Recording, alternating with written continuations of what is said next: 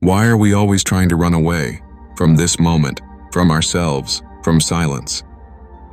Have you ever watched yourself scroll through your phone, not because you are enjoying it, but because you are uncomfortable without it? Why is it so hard to sit quietly and simply be?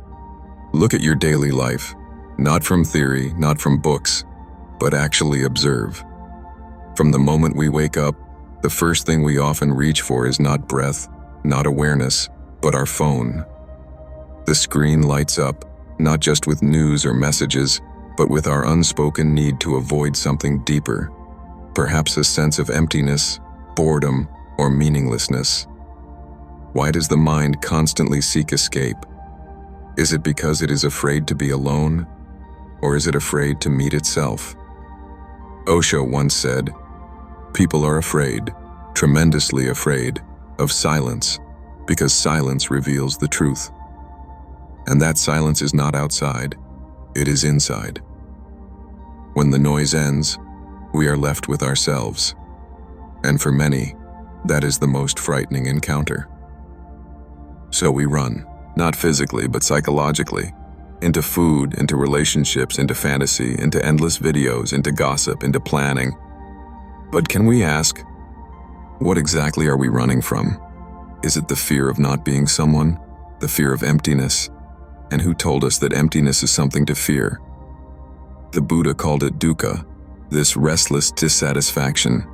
He said the mind is like a monkey, always jumping from one branch to another, never still, never here. Why? Because deep down we carry desires we don't understand, wounds we never healed, and questions we are afraid to ask.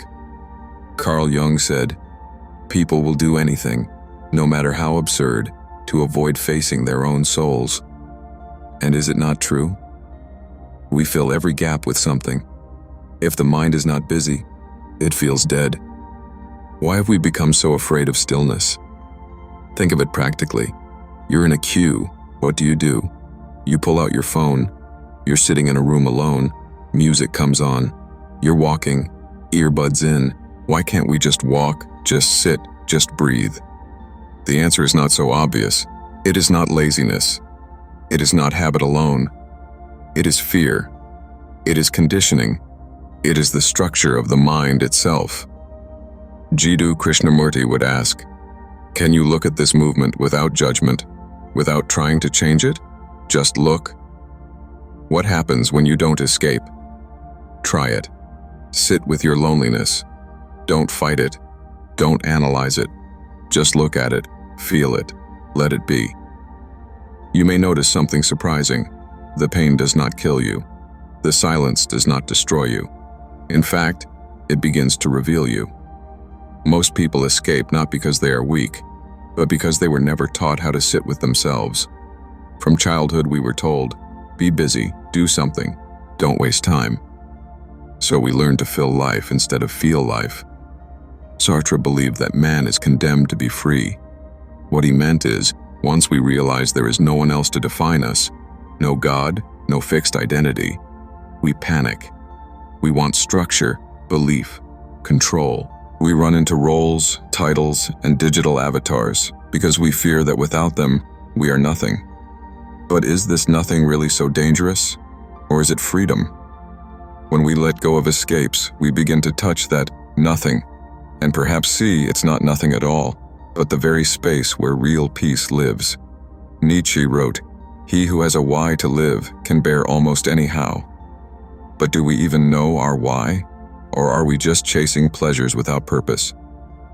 Every escape, be it through food, fantasy, sex, or scrolling, is a poor substitute for presence. Epicurus warned us long ago that not all pleasures are good. He said the highest pleasure is ataraxia, inner tranquility. But tranquility cannot come from excess. It comes from understanding. Why do we binge eat? Not because we're hungry, but because we're anxious. Why do we fantasize about fame, love, wealth? Not because we want truth, but because we think something outside us will complete us. Lao Tzu gently said, "If you realize that you have enough, you are truly rich." But when is enough truly enough? Your neighbor gets a new phone, you want one. Your friend travels, you want to travel. You see beauty online, and suddenly your life feels lacking. So you escape again. Can you see the trap? The phone is not the problem. Food is not the problem. Fantasy is not the problem. The problem is unconsciousness. We don't see what we're doing or why. Diogenes, the cynic philosopher, walked through Athens in daylight with a lantern, saying, "I am looking for an honest man." Perhaps what he was really seeking was a man who had stopped pretending, stopped escaping, stopped lying to himself. Jung would say that what we reject in ourselves becomes our shadow, and the more we suppress, the more we seek distraction. Ask yourself, what are you afraid to feel? Sadness? Shame? Anger? Emptiness? Can you feel it? Not escape it, not solve it, not fix it, but simply witness it? Krishnamurti said, "The ability to observe without evaluating is the highest form of intelligence." When you watch your own addiction to fantasy or phones without labeling it as bad, you begin to see its root.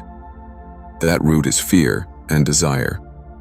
The Buddha pointed out that desire is the cause of suffering, but he also said desire arises from ignorance, avidya, not seeing things clearly.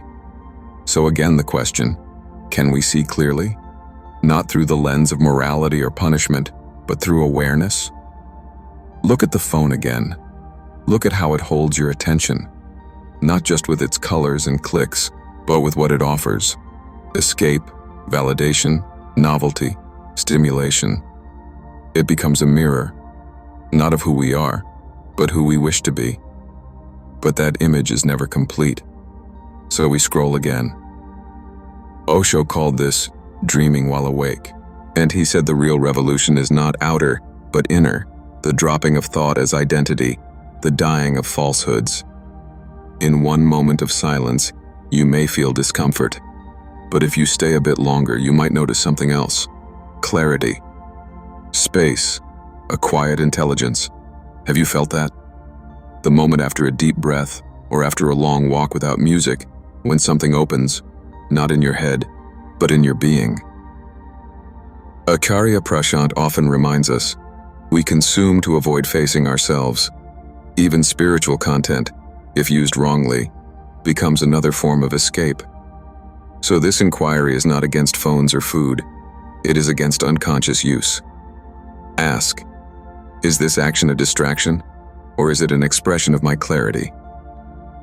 The point is not to give up all pleasures or live in caves. The point is to become aware. When you eat, are you tasting the food or swallowing your stress?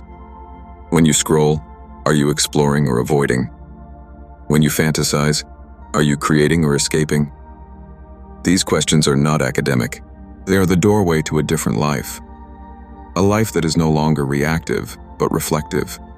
A life where silence is not something to run from, but return to. A life where presence becomes more meaningful than pleasure. A life where you don't need constant stimulation to feel alive, because you are alive. So let's sit with this again. Can you be with yourself without running away? Can you look at your craving, not to punish it, but to understand it? Because when you truly understand something, it loses its grip over you. You don't have to force discipline. Awareness itself becomes intelligence, and this awareness is the true answer, not a method, not a belief, just this moment, seen clearly,